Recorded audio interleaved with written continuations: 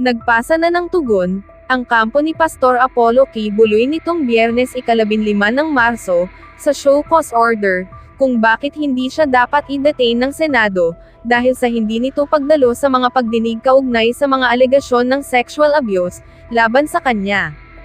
Sa 19 na pahinang dokumento, iginiit ng abogado ni Kibuloy na si Melanio Elvis Balayan, na ang investigasyon, is not in aid of legislation, but is tantamount to usurpation of judicial functions beyond the powers of the Senate. Sinabi ng abogado ni Kibuloy, na ang pagtanggi nitong dumalo sa pagdinig ay, not a sign of disrespect to Honorable Senate, nor a disregard of its powers and functions, but is purely based on the fact that the criminal accusations against him, can only be legitimately settled before the competent courts. We still believe po na yung resolution itself is incriminatory, and therefore useless po para kay Pastor Kibuloy, na siya ay pumunta sa Senado without sacrificing his fundamental Bill of Rights. Yung resolution mismo po ay sinasabi na guilty na po sa mga krimen si Pastor, at ito ay patuloy niya na kino-commit, ani Balayan.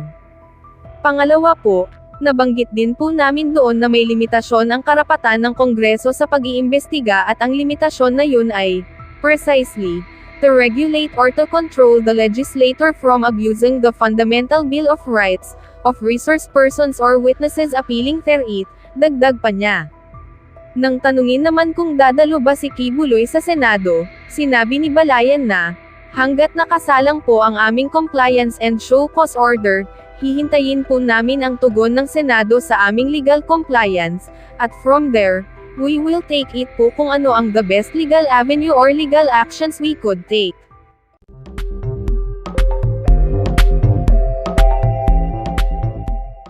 Makapansin nyo kapag yung paggalang na ibinibigay ko sa kapwa senador masyadong mataas sa akin yun, yung ganung klase yun. Kasi democracy tayo eh. Katulad nitong kay Ma'am Senator Risa Ontiveros,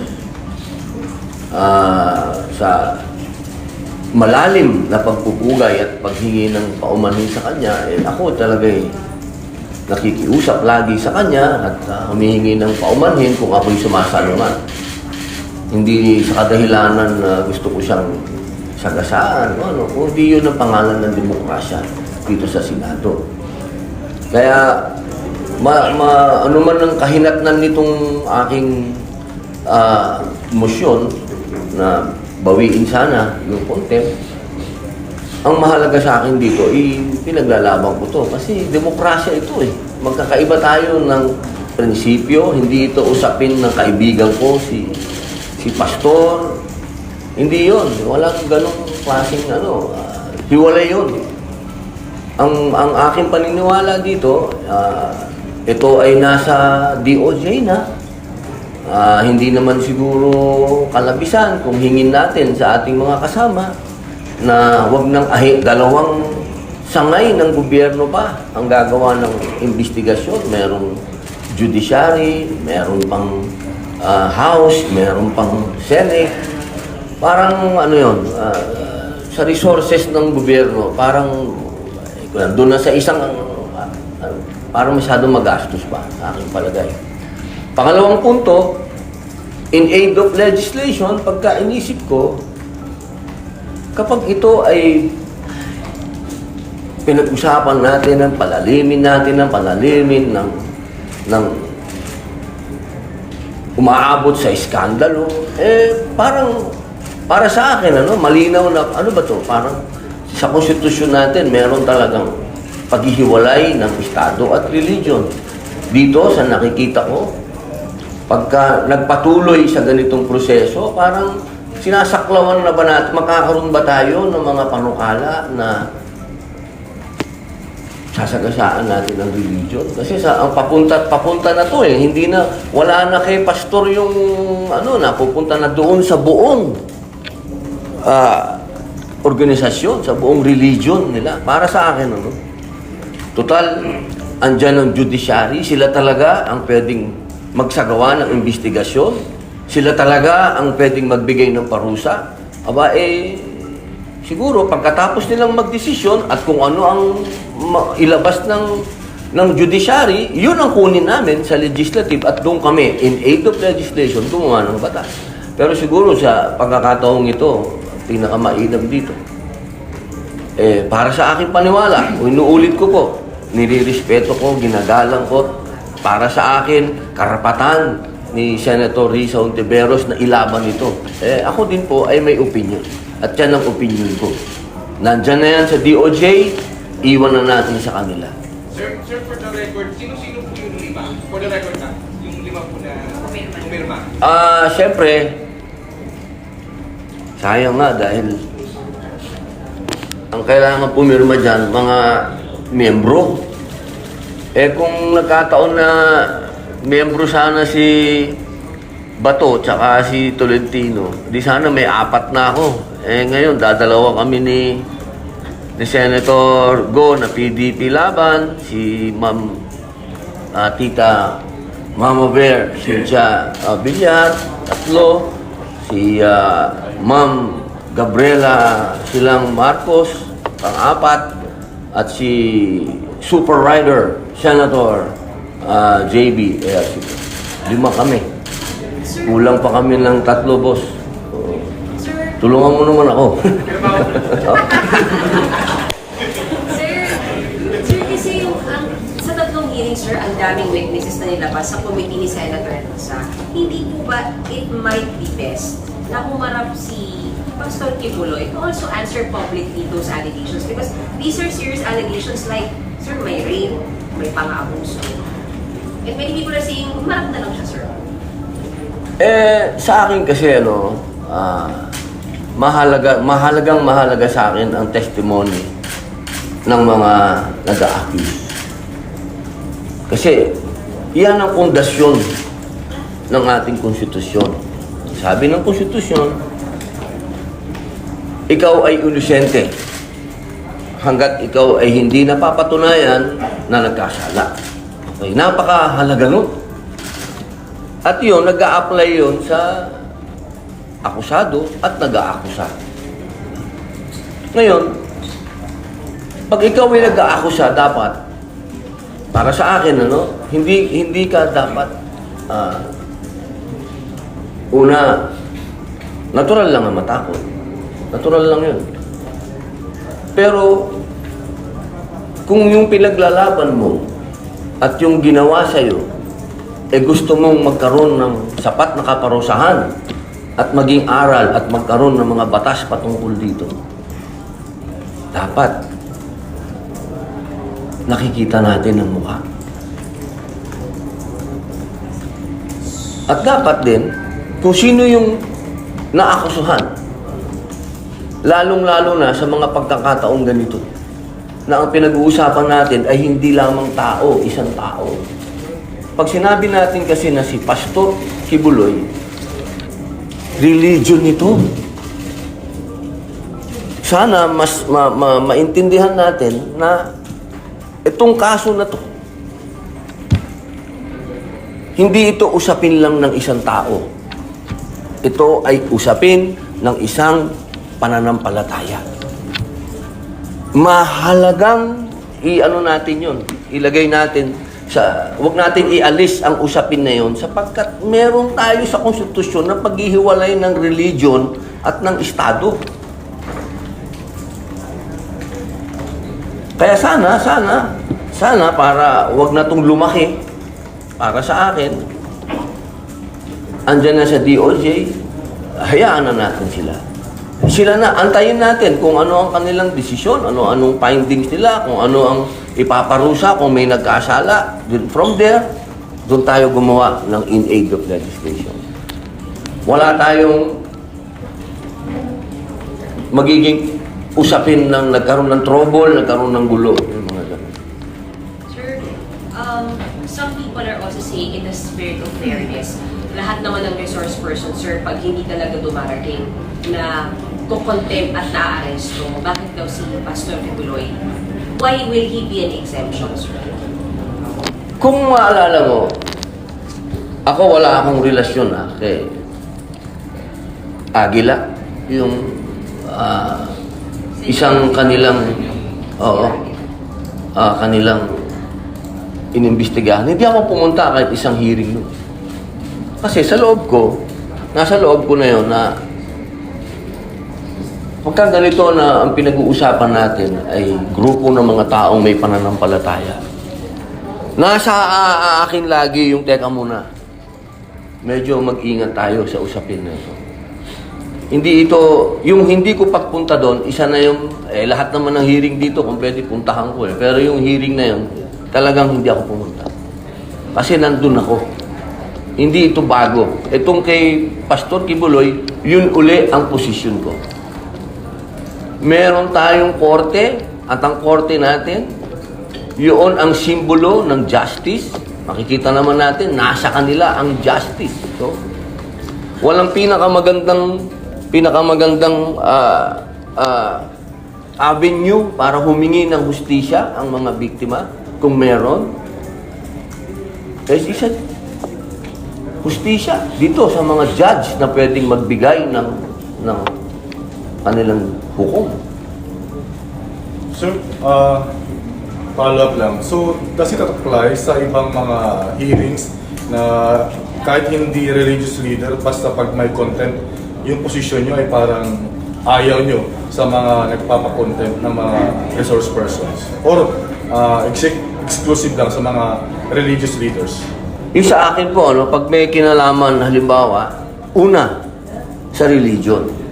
Medyo, tayo dyan, ingat tayo dyan. Pagdating sa ganyang usapin, merong korte.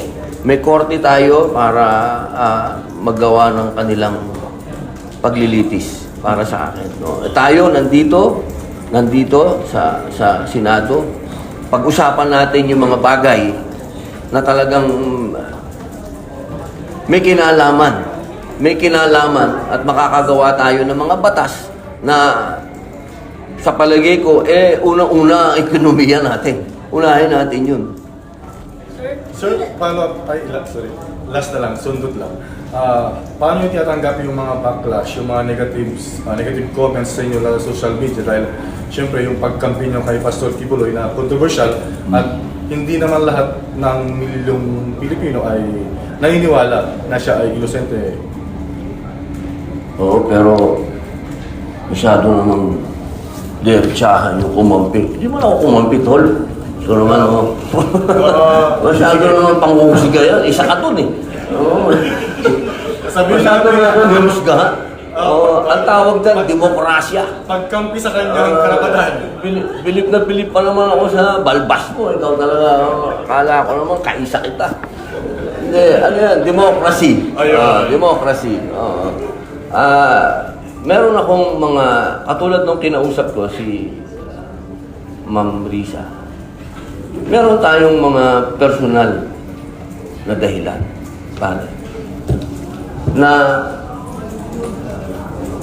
pag sinabi ko sa public, kasi lagi sinasabi ng publiko, hindi man lang niya sinabi kung ano yung dahilan niya. Basta, basta sinalungat niya yung sinabi niya on contempt. May mga bagay kasi na pinag-usapan namin ni Ma'am Risa na para sa akin, yun ang sinabi sa akin ng imam ko Naging un-Islamic ako nung first hearing. Kasi hindi ko nasabi sa kanya na ang posisyon ko ito. Bigla lang ako nagsalita. Kaya nung pangalawang hearing, humingi ako ng 1 minutong suspension. Nagpaalam ako sa kanya na ito ang posisyon ko. Personal ko to. Ito ang aking paniniwala. Buong paggalang sa'yo. Hindi ako yung klase ng tao na mag-grandstanding sa hearing at pagiging chairman ni Ma'am Risa. Aagawin ko sa kanya. Hindi ko ayokong mangsapaw dito. Kapag meron ng tinatanong kayo sa aking media tungkol sa ibang committee, ang lagi kong sinasabi, teka, hindi ako spokesman ng committee na yan, nakakahiya doon sa chairman. Kasi ayokong mang-agaw. Hindi ko naging ugali yun. Ngayon, kung ang tao, sinasabi mo na kinakampihan na, mabihira naman. Demokrasya, tol. Meron akong sariling dahilan eh. Ang sarili kong dahilan para sa akin, nagiging biktima si pastor kasi nilabanan niya yung NPA. Yun ang sarili kong wala tayo, hindi deserve para sa mga mata ko ng isang tao ang tingin ko bayani sa pakikipaglaban niya sa komunista na naging kasama ko. Ganitong klase, papayagan ko, maiskandalo. Teka muna. Nasaan ang utang na loob natin sa serbisyo ng taong ito na inalay niya sa paglaban sa komunista? Yun ang personal kong dahilan. Hindi ito usapin ng pagkakaibigan. Kasama ko tong taong ito. Noong lahat ay tahimik na lumaban, lumaban yan. Para sa akin, deserve niya yun. Deserve niya ang aking suporta na mapunta siya sa korte, sa judiciary. Yun. Hindi ako naniniwala na in aid of legislation, makakagawa tayo ng mga bill ngayon na maapektuhan ang kingdom. Religion yan. Yun, pare ko. Sana naintindihan mo na to. Lambihira, kampi-kampi naman to. For the record lang din, kasi para maging fair din. Kasi parang ang naging Ito pa isa. Sana naman hindi fair na naman Hindi ako. kaya ko kayo tinatanong. Para lang maging fair, masagot nyo rin. Kasi ang sinasabi ng mga sa social media, lumalabas na, ay hindi, napag-utusan lang yan. Napag-utusan lang si Senator Robin para mag-check. Kasi daw po close si Pastor Kibuloy kay dating Pangulong Duterte. Paki-clarify lang. Magandang tanong yun. Kasi ang posisyon ng aming chairman sa PDP Laban, pumunta si Pastor, di ba? Sabi niya, yun ang posisyon ni dating Pangulo. Magkaiba sa posisyon namin. So wala akong sinunod na may nag-utos sa akin, gano'n. Wow. Naman, ma'am. Revolusyonaryo, utusan lang. Sayang naman yung bigote ko. Di ba? Hindi ako utusan ng kahit na sino. Paniniwala ko para sa akin, magkasama kami ni Pastor lumaban sa komunista. Hindi mawawala sa isipan ko yun. Sir, sa ngayon, ilan na po yung pumipirma doon sa written objection? 5. 5. Opo. Pwede niyo pong sabihin kung sino-sino na yung Opo, si... Ako po si May. Sir, mahirap bang mag-convince ng mga kasama sa committee para po Yung salita kasing convince, parang yun hindi ko pag naman ginawa yun. Kasi nirespeto ko naman lahat ang posisyon ng bawat senador. Siguro mas magandang magpaliwanag. Yun, ipapaliwanag. Ipapaliwanag ko kung bakit ko sinalungat, yung gano'n. Hindi naman mahirap magpaliwanag. Siyempre, magpapaliwanag din sila. Binibigyan natin sila ng pagkakataong magpaliwanag. Katulad ni Senador Grace po, napakaganda ng kanyang paliwanag kung bakit hindi siya pipirma. Ganun din si Senator Raffy Tulfo. Yung demokrasya to eh. Hindi natin kailangan personalin yung mga bagay na mga ganito. Kaya ako hindi ako titigil na makumbinsi yung iba pa. Halimbawa, si Ma'am Pia. Ma'am Pia, hindi pa nakapirma. Si Senator Mark Villar. Magpapaliwanag tayo sa kanila. Pero kung kumpiyansa po kayo, kung sakaling hindi pa natatanong. Kumpiyansa kayo, sir, na bago mag 7 days, kasi kasama po yata yung Saturday, Sunday sa Opo, 7 So by days. early next week, kaya yung 8. Kumpiyansa kayo. Inshallah. Senator, dun sa mga members kasi sino pa po yung nakausap? So kasi sino pa ba binanggit niyo Senator Mark Villar, Senator Tia Cayetano, hindi niyo pa nakausap? Napatingin ako kay attorney. Sino na ba mga nakausap natin? Si Ma'am Pia, hindi pa. Ma'am Pia. Si Senator Mark, mga 2 araw na namin kinokontak pero hindi pa namin makontak. Sir, about Sana kausapin na lang ni Tita Cynthia para mabawasan na ako ng Sir, about Senator Ligarda, Senator Villanueva, and Senator Duterte. Siyempre si Senator Coco, wala na dun sa numero kasi siya nga yung nandun di ba? Siya nga yung nag-conclude dun. Sir, about Villanueva and Ligarda. Titingnan natin, alam mo ang mahirap, na-tsempo pa tayo sa buwan ng kababaihan kaya... Sir, si ano? Parang natanggap nyo na wala mong makukulit. Hindi naman, mas mahabang paliwanagan lang. Sir, Sen JV and Sen Go. Nakausap na. Tapos na po, nakapirma na po si Ma'am naman Sabi ko na wala. Ma'am, ito, sabihin ko na, para si Senator Go, Senator Ejercito, Senator Cynthia Villar, Senator Marcos, tapos ako, 5. Pero sir, Senator Ginay nakausap nyo na rin. Senator Ginay. Hindi pa. Wala pa. Wala pa. Sir, ang malinaw sir na no ay Senator Poe at Senator Raffy Tulfo. Dalawa pa lang sir ang nagbabago na kausap. Yes, ma'am. Sir, Siyempre, uunahin mo yung meron kang, di ba? Meron kang, may relationship ba? Kasi si Ma'am Grace, alam naman natin, anak ng hari ng pelikulang Pilipino, di ba? Si Senator Raffy naman, kaibigan natin, lagi nating kakwentuhan. Susunod na lang yung mga alpha. Sir, sorry, just to add lang sa mga questions, kailan po yung nakipaglaban kayo sa komunista with Apollo Kibuloy? What year was this, sir? Ito nung panahon ng NTF-ELCAC, magkakasama kami niyan. What year, sir? Panahon ni Digong, 2016 hanggang 2022. Kasi yung pelikula kong Memoir of a Teenage Rebel, ito yung mga tunay na rebelde, na mga bata na na-recruit, sila'y naabuso, palabas kami sa YouTube, hindi namin...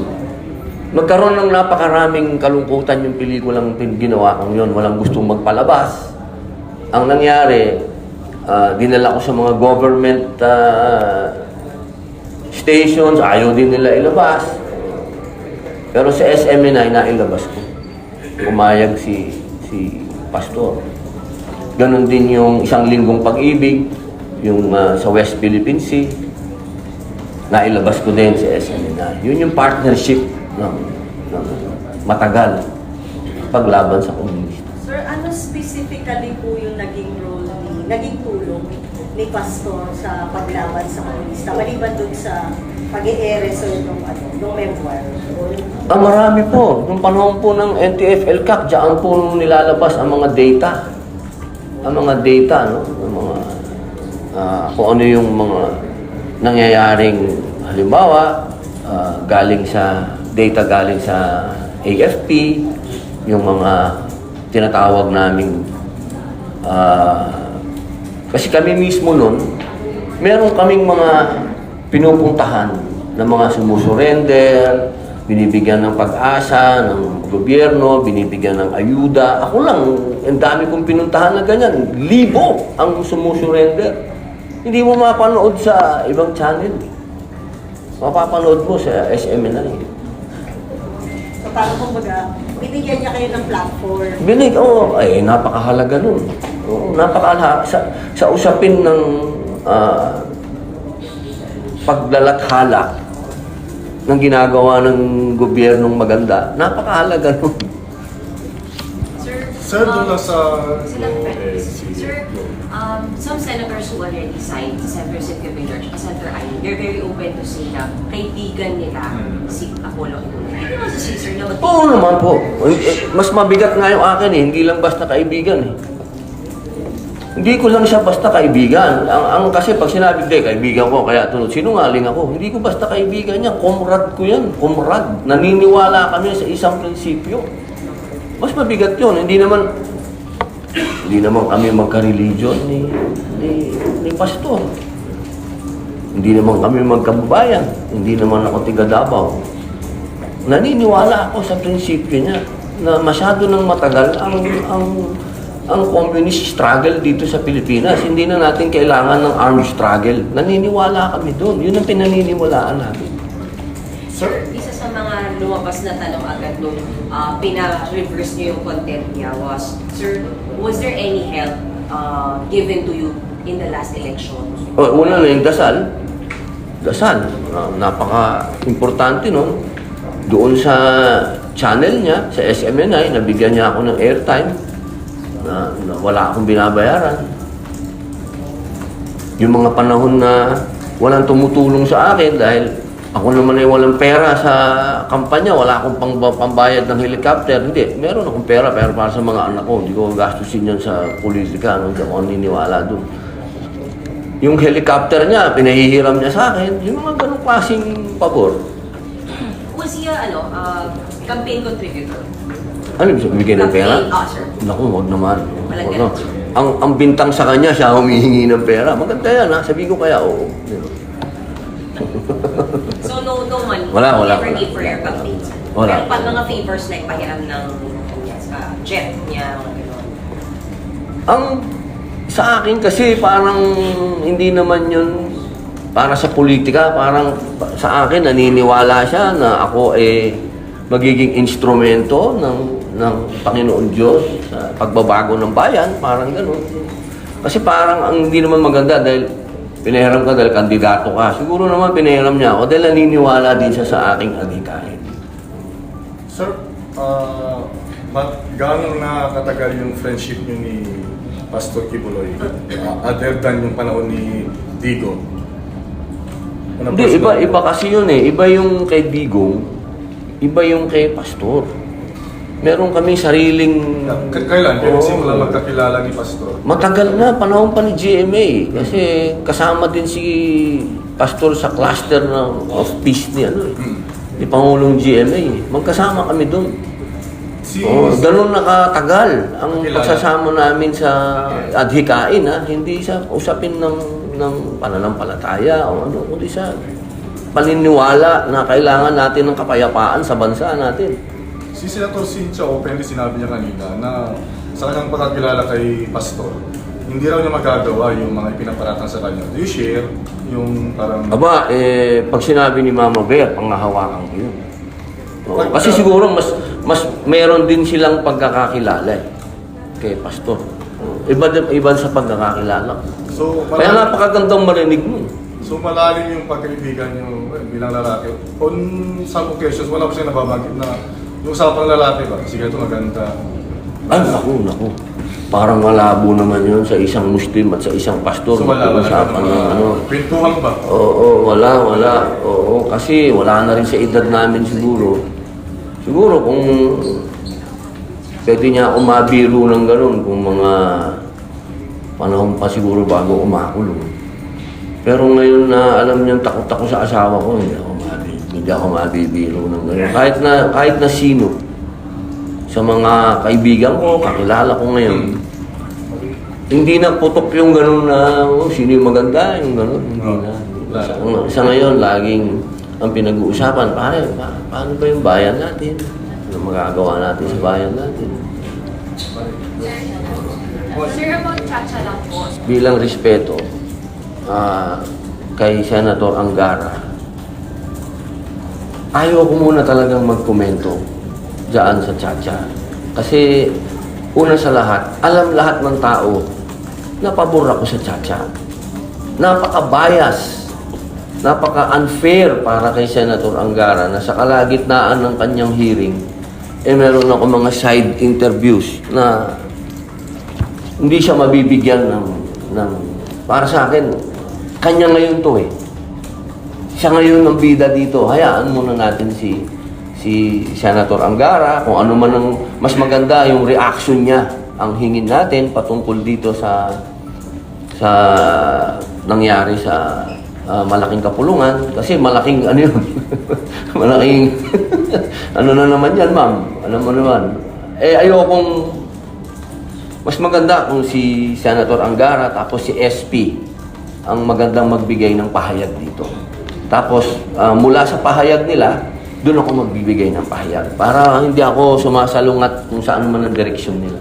Sir, si Sen Ivy at si Sen Cynthia, kasama niyo po dito yung abang kay Pastor Kibuloy. Silang dalawa rin po nagsasabi ayaw nila sa Chacha. Kung ngayon daw pupuntahan, no po sila. Sir, are you willing also na kausapin din sila to convince them for Chacha since yun po yung advocacy niyo? Nakausap ko na sila noong pa eh. Baka naman isipin nila, sirang plaka ako, paulit-ulit, di ba?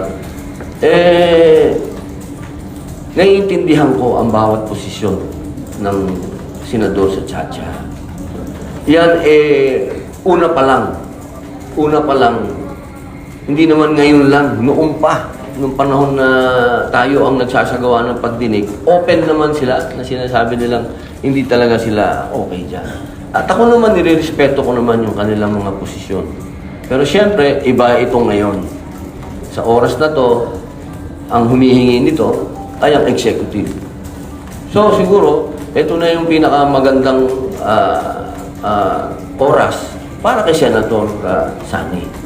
Siya dapat ang mag-shine dito. Diba? So, bigyan natin sa kanya. Para sa akin, kung may kakausap dapat sa mga senador, dapat pangunahan yan. Hindi ako. Kasi ayoko mang-agaw ng ano. Hindi maganda. Sir, nabanggit mo na kanina tungkol doon sa kulong na naranasan mo ako. Issue ngayon yung PNP, papayagan na magdala ng light arms yung civilian.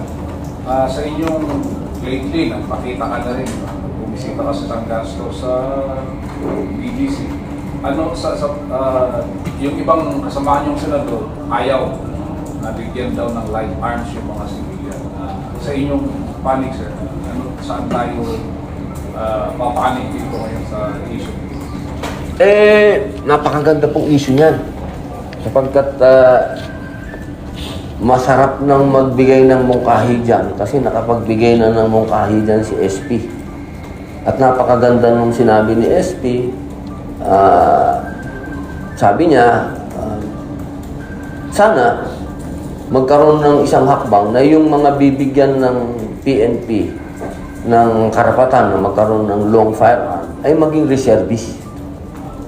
Ang gandang nun para sa akin. Kasi tayo naman kung ano sabihin ng PNP, naniniwala naman tayo. Dapat paniwalaan muna natin yung sinasabi nila. At ganoon din naman yung sinasabi ng ibang mga senador. Siyempre, kanya-kanya, demokrasya tayo, may kanya-kanyang opinion. Pero siyempre ako, naniniwala ako sa opinion ni SP. Napakagandang opinion. Karapatan ng civilian yan. Karapatan nilang magkaroon ng baril. Pero siyempre, pagdating dyan sa long firearm, dapat sana maging reservist sila. Mag-serve sila sa gobyerno. Magkaroon sila ng proper training. Kasi alam niyo, ang problema sa bayan natin, hindi yung may lisensyadong baril at hindi yung...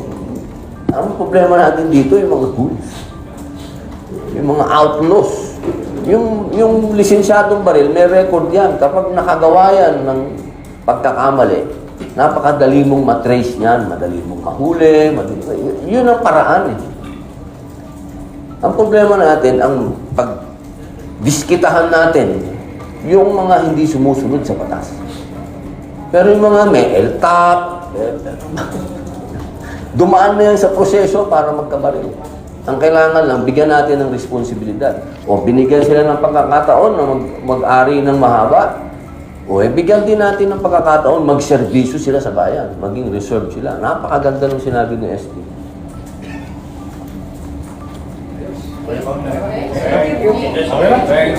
Opo, salamat po. Para sa iba pang karagdagang mga balita ng Senior Buzz, ay mag-comment lamang po, mag-like at mag-share sa video na ito, at huwag po nating kalimutang mag-subscribe sa aming channel. Maraming salamat po sa inyong panonood.